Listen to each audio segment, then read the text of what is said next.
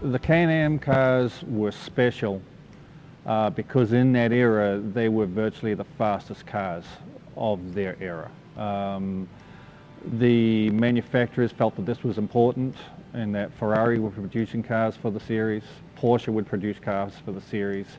The specialist manufacturers were supported by the factory, whether it be GM, whether it was Ford doing their part.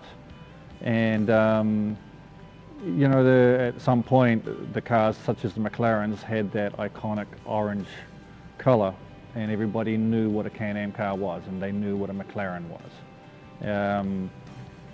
They were basically the fastest of their period.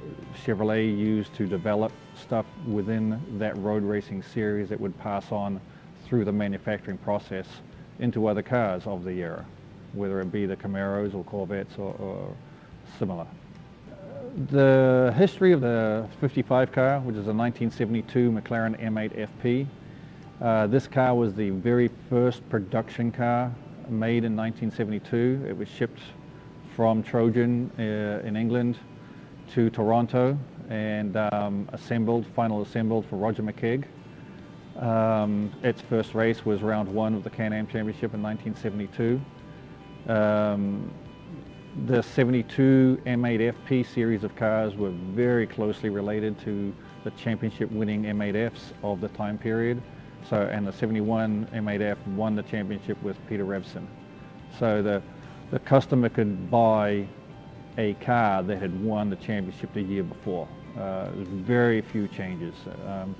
And in fact, Francois Sever won a race in 1972 in a year-old car.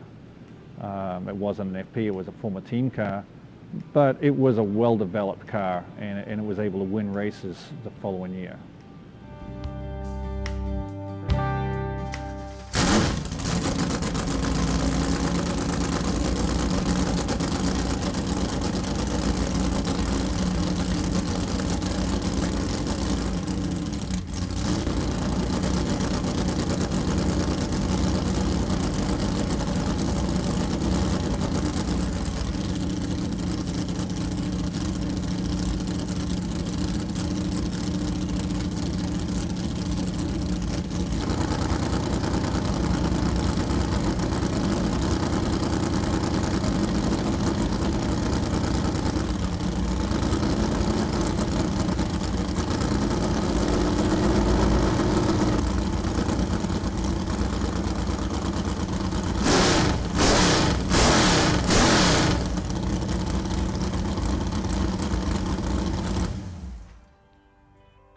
The McLaren M26 chassis 3 behind me, fairly significant car. It was the car that James Hunt used to do his last race win with McLaren. He won the Japanese Grand Prix in 1977. He used this car in the middle of 1978 for 4 races. And it was the last of the era of flat bottom cars prior to the ground effects era beginning in 1979. Rob's cars have been maintained to a fairly high specification and maintenance level throughout their lives.